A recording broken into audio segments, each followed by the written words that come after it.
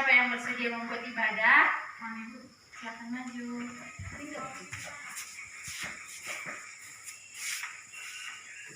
Untuk memulai pelajaran kita, mari kita bernyanyi. Ku yakin saat kau berfirman. 1, 2, 3, ya. Ku yakin saat kau berfirman, ku menang saat kau bertindak. Hidupku hanya ditentukan oleh perkataanmu. Ku aman karena kau menjaga, ku kuat karena kau menopang. Hidupku hanya ditentukan oleh kuasa-Mu.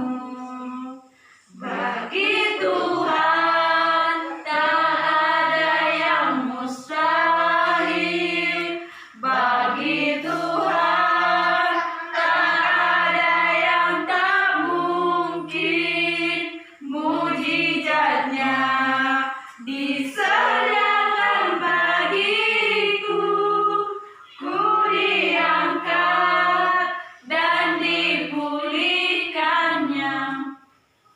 Mari kita bersatu dalam doa. Ya Allah, kami bertata dalam kitab surga, kembali kami ucapkan syukur kepada Kami, Bapak, di mana tersebut kadang karena yang Mas Engkau berikan kepada kami, ya kami dapat berkumpul di sekolah yang kami cintai ini, ya Bapak. Ya Bapak, sebentar lagi kami akan belajar tentang firman-Mu, buatlah itu selalu dan berkat baik kehidupan kami sehari-hari, Bapak. Ya Bapak, wujud dengan ibu guru kami dan orang tua kami, berilah mereka kesehatan, panjang umur dan mudah rezeki, agar mereka bisa memberikan anak-anak ini hidup dengan Engkau kehendaki. Inna doa kami, terpuji nama-Mu, kini kekal sampai selama-lamanya. Amin.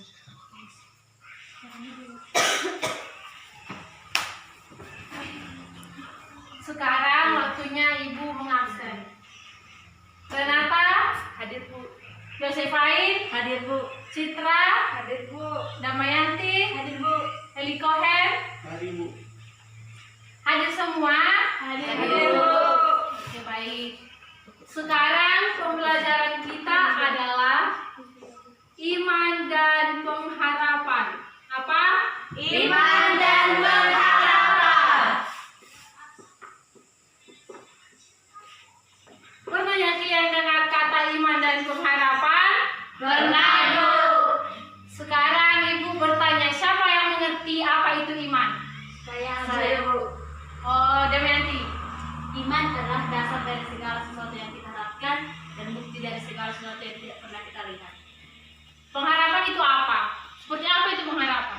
Pengharapan merupakan salah satu dari 3 kebijakan teologal. Pengharapan merupakan kombinasi dari hasrat sesuatu dan untuk menerimanya. Kebijakan mengharap akan bersatu ilahi. Ya, jawaban adik-adik semua betul.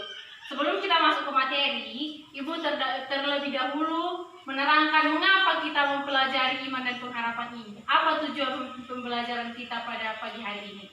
Yang pertama itu, tujuan kita mempelajari iman dan pengharapan agar kita mampu mensyukuri makna hidup beriman dan berpengharapan. Yang kedua, menunjukkan sikap hidup beriman dan berpengharapan. Kita dapat menunjukkan sikap kita di dalam kehidupan kita sehari-hari. Yang ketiga, menjelaskan pentingnya mengapa kita memelihara iman, agar kita mampu mengapa kita penting beriman, kenapa harus beriman seperti itu. Yang keempat, menjelaskan ciri-ciri orang yang beriman. Yang kelima, menjelaskan pentingnya memelihara pengharapan. Dan yang terakhir, menjelaskan ciri-ciri orang yang memelihara pengharapan dalam hidupnya. Sampai sini paham? Paham, Bu. Adapun kompetensi dasar pembelajaran kita yaitu mensyukuri makna hidup beriman dan berpengharapan. Yang kedua, menunjukkan sikap hidup beriman dan berpengharapan. Yang ketiga, memahami arti sikap hidup dan berpengharapan. Dan yang terakhir, menyajikan karya yang berkaitan dengan cara hidup dan berpengharapan dalam bentuk tindakan nyata. Yang artinya kita harus dapat dilihat orang kenyataannya, bagaimana hidup kita, bagaimana iman kita, tidak seolah-olah hanya perkataan saja. Sampai sini paham? Paham, Bu. Oke, sekarang Ibu akan menyampaikan materi kita. Beriman dan berpengharapan itu artinya yang pertama, percaya pada janji-janji Allah bagi umatnya. Percaya bagi janji-janji Allah pada umatnya. Kita harus percaya, yaitu memiliki kerinduan untuk mempelajari serta memahami kehendaknya dalam hidup manusia. Yang artinya kita memiliki kerinduan bagaimana untuk kehidupan yang dekat kepada Tuhan. Yang ketiga, takut pada kehendaknya serta menyerahkan hidup sepenuhnya dalam kedaulatan Tuhan. Yang artinya kita harus percaya pada Tuhan itu dengan sepenuh hati kita. Tidak boleh setengah-setengah. Misalnya yang setengah-setengah itu, maunya kita sakit, kita pergi berobat ke medis. Kita percaya kita harus sembuh dari medis. Namun karena orang tua kita membawa kita misalnya ke dukun, dan dukun itu mengatakan kau harus membuat ini. Yang artinya adik-adik sekalian sudah tidak percaya dengan sepenuhnya kepada obat medis tersebut. Yang artinya sudah 50 ke medis dan 50 lagi ke dukun. Hal tersebut salah. Berarti kalian tidak memiliki iman dan pengharapan. Yang artinya jika kita memiliki iman, kita percaya, kita berharap, kita harus sembuh. Paham? Paham, Bu.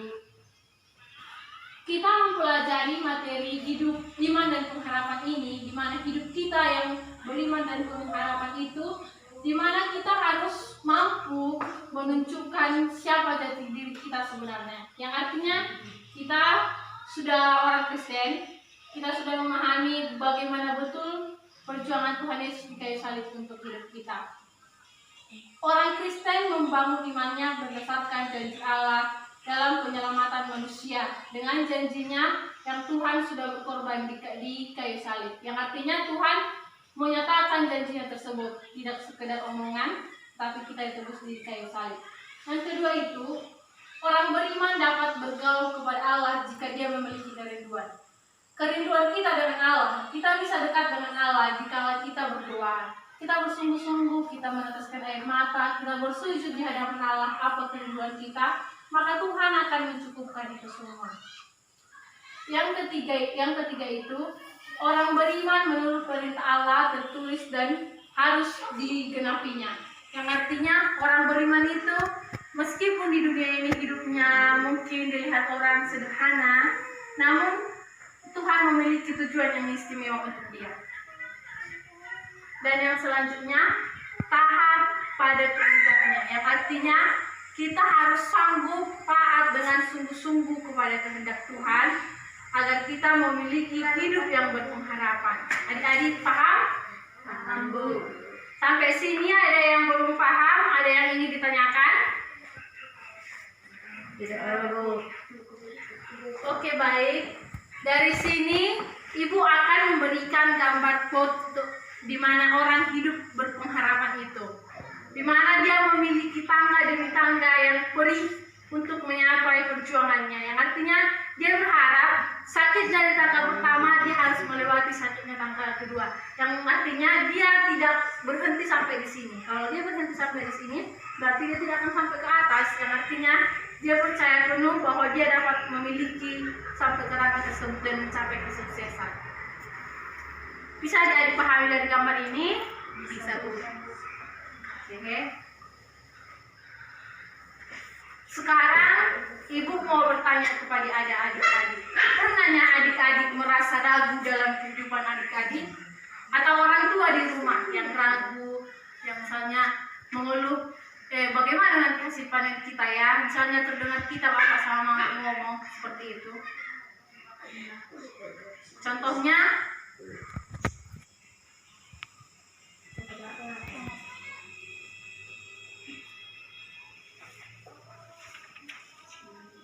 oke, Ibu berikan contoh seperti ini.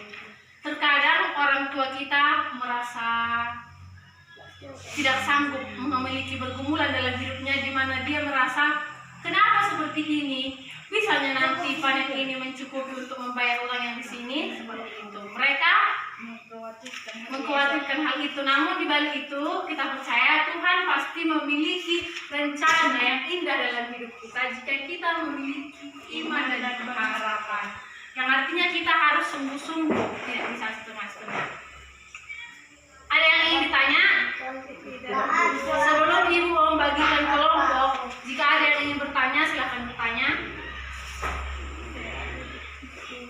Oke baik, sekarang ibu bagi kelompoknya. Kelompok pertama itu Renata, Yosefain, dan Citra, silahkan membahas.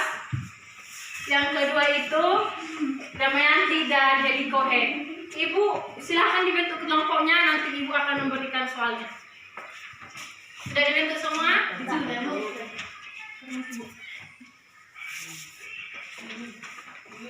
Oke baik, soalnya ini silahkan dipahami, nanti dibagi ke temannya, di sharing ya.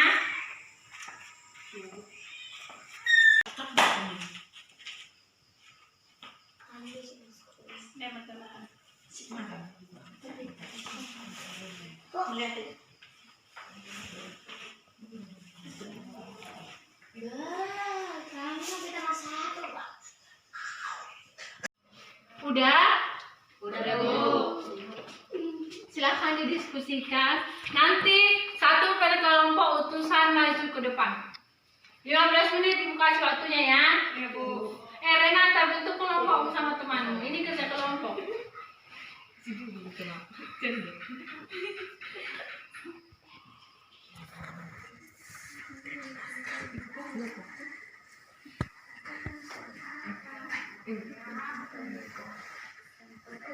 Udah? Udah Bu.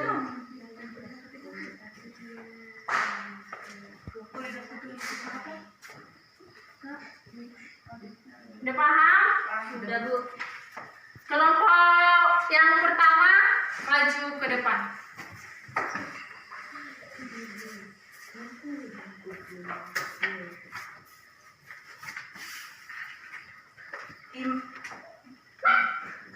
Satu, iman adalah dasar dari segala sesuatu yang kita lakukan dan bukti dari segala sesuatu yang kita tidak lihat. Atau bisa tertulis dalam Ibrani 11 ayat 1. Ciri-ciri orang yang beriman adalah percaya akan janji-janji Allah, setia pada Yesus, mengucap syukur dalam segala hal. Tiga, apa arti dari pengharapan? Pengharapan merupakan salah satu dari 3 kebijakan teologal, merupakan kombinasi dari hasrat akan sesuatu untuk menerimanya. 4. Ciri-ciri orang berpengharapan. 1. Berharap Yesus akan bertindak dalam hidupnya, tidak putus asa, dan tetap percaya diri. Oke baik, jawabannya baik. Kita tepuk tangan untuk saudara kita. Oke, yang kedua.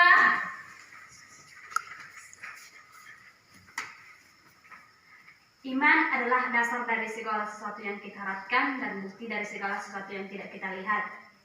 Ciri-ciri orang beriman: 1. Menjalankan perintah Allah dan menjauhi larangannya. 2. Hidup selalu bersyukur. 3. Sabar menghadapi masalah. 4. Percaya kepada Yesus. Pengharapan adalah kombinasi dari hasrat atau penantian akan sesuatu dan pengharapan untuk menerimanya. Ciri-ciri orang berpengharapan yaitu percaya kepada Tuhan, tidak putus asa, dan selalu mengandalkan Tuhan. Oke. Jawaban adik-adik semua bagus. Hampir mirip ya jawabannya. Berarti masih fokus. Oke, Bu, lanjut pelajaran kita ya. Adapun dampak hidup beriman dan berpengharapan dalam diri orang percaya, yang artinya jika kita beriman. Yang selanjutnya adalah dampak hidup beriman dan berpengharapan dalam diri orang percaya. Yang pertama itu, tidak mengandalkan diri sendiri, tetapi mengandalkan Tuhan, yang tertulis di dalam Yeremia 17 ayat 5-6. Yang kedua, orang itu setia, yang tertulis di dalam Matius 25 ayat 1-30. Yang ketiga itu taat, yang artinya yang tertulis di dalam Kejadian 12 ayat 1-9. Yang selanjutnya, sanggup bersukacita dalam kesesakan, yang tertulis di dalam Kisah Para Rasul 16 ayat 19-40. Menurut adik-adik, mungkin semua orang percaya, semua orang yang hidup baik pun itu orang yang percaya, sulit untuk sanggup bersukacita dalam kesesakan. Kita sulit untuk melakukan itu, tetapi itulah dampak yang akan kita terima jika kita sudah hidup dalam pengharapan. Kita akan mampu bersukacita walaupun kita merasakan kesesakan. Yang selanjutnya itu sanggup bertahan dalam penderitaan yang tertulis di dalam 2 Korintus 4 ayat 14 sampai 18. Yang selanjutnya berani bersaksi yang tertulis di dalam Kisah Para Rasul 24 ayat 26. Ini adalah sanggup bertahan dalam penderitaan yang tertulis di dalam 2 Korintus 4 ayat 14 sampai 18. Yang selanjutnya berani bersaksi. Sekarang ibu tanya, pernah adik-adik bersaksi entah di rumah, di sekolah, di gereja? Siapa yang udah pernah? Apalah yang pernah kau saksikan dan siapain? Yesus itu bangkit. Oh, bagus. Itu ditingkatkan, dibina mulai sekarang ya. Semangat. Yang selanjutnya adalah percaya segala sesuatu. Yang itu yang artinya kita harus mendasarinya, kita harus percaya. Itu tertulis di dalam Matius 6 ayat 25 sampai 34. Yang selanjutnya memiliki pendirian yang teguh yang tertulis di dalam Yosua 24 ayat 14 sampai 15. Yang selanjutnya memiliki kepercayaan yang kokoh yang tertulis di dalam Bilangan 25 sampai 30. Diingat ya, jangan ada yang bengong, diingat. Minggu depan ibu tanya harus diingat materi pembelajaran kita hari ini. Jangan ada yang fokus semua, jangan ada yang ngantuk. Paham? Tahu.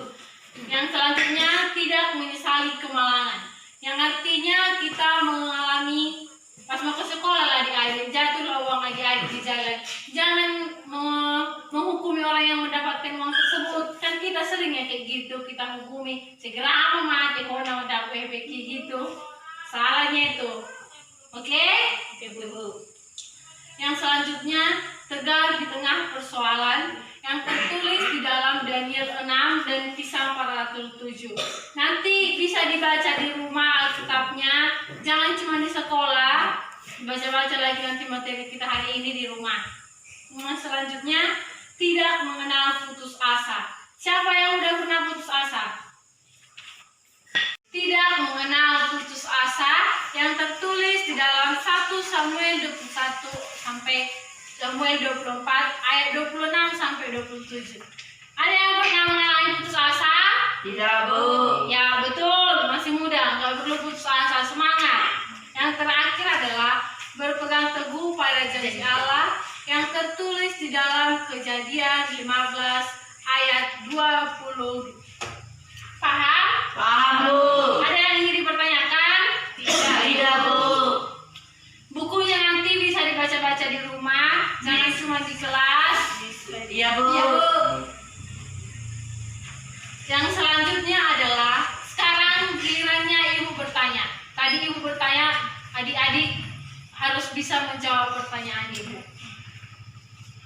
Di dalam hidup ini, sejauh ini karena adik-adik masih SMP, pergumulan apa yang adik-adik khawatirkan dalam kehidupan yang membuat iman dan pengharapan adik-adik terkadang hilang, terkadang kita merasa Tuhan itu nggak ada, seperti itu. Tidak pernah? Tidak pernah. Damayanti pernah? Tidak. Renata pernah? Tidak. Oh, berarti sejauh ini kehidupan masih mulus-mulus, semua masih dicukupi orang tua. Pernah nggak kalian patah hati gara-gara nggak dibelikan mama sama papa handphone, nggak bisa menonton TikTok kan? Enggak, Bu. Oh, nggak pernah. Berarti adik-adik teladannya kalian semua. Sekarang di dalam pertemuan kita hari ini, kita sudah mempelajari iman dan pengharapan. Kita sudah banyak mempelajari seperti apa itu iman, seperti apa itu pengharapan. Semoga pembelajaran hari ini dapat adik-adik terapkan dalam kehidupan adik-adik semua. Jangan masuk kanan keluar kiri. Materi ini dibahas lagi di rumah, ayat Alkitabnya dibaca lagi di rumah. Jika ada yang tidak paham untuk materi hari ini, siapa tahu udah lupa nanti di rumah, minggu depan ibu tanyakan siapa yang belum paham. Atau enggak adik-adik buat apa yang belum adik-adik pahami, kita bahas lagi kembali pertemuan kita hari ini. Biar semuanya berjalan secara efektif dan efisien. lembutkan hati kita. Ya Allah, kami bertata dalam kerajaan surga, kembali kami ucapkan syukur kepada Anda, Pak. Di mana berkat dan yang karunia yang masih Engkau berikan kepada kami, hingga kami dapat merasakan cinta dan kasih-Mu pada hari. Ya Bapak, sebentar lagi kami pulang, berikanlah kami perjalanannya Bapak, agar kami sampai ke kerjaan kami masing-masing. Ibadah kami, tapi di nama mungkin kita sampai sekarang. Amin. Kita sudah selesai. Adik-adik pulang ke rumahnya, jangan ada yang main-main di jalan. Nanti ada yang terjadi kecelakaan. Sampaikan salam kepada orang tua. Sampai bertemu di minggu depan. Shalom. Shalom. Ibu.